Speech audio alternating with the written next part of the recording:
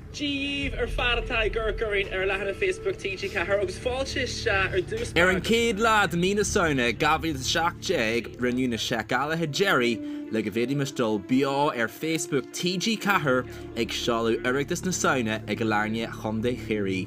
Curú túas leis na hagalaibh agus leabhar an crú le héana simile agus mór le rá in Austin an bhreithin. Bhí mar túrim is ní nóid beo an air nuair a tharla sé seo. And O'Brien sin seo? No, it's Coimisinéir Teanga, Rónán Ó Domhnaill. Do you know what? Because the lad in seo, O'Brien to do ain't a costal. You know who I am? What say? DJ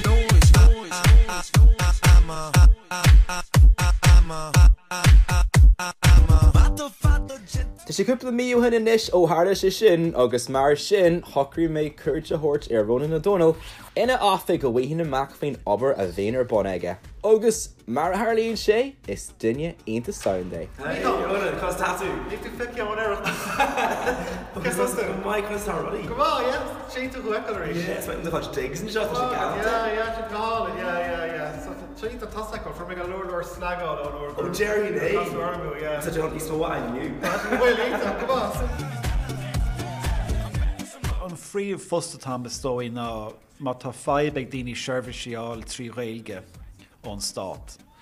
Go déint sé dangha lumsa, so mar hampla má tá duine glórag chunne le oifigach stát a rion leas a hóislí mar hampla nó sa rion iompar nó éonrat mar sin.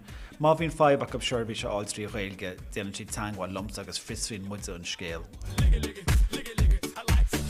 Orintí bíon dúlgus go gurfar an service ar fáil, go minic freisin ní bhíon dúlgus an service ar fáil. Agus sin an chuidas múg an obair ar siúlean nar ire.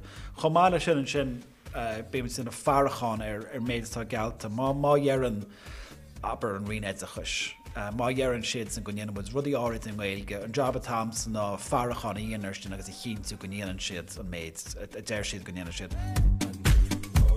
Agus an tríú fosta tá stóí ná cóirleach ar chólachtaí peibli.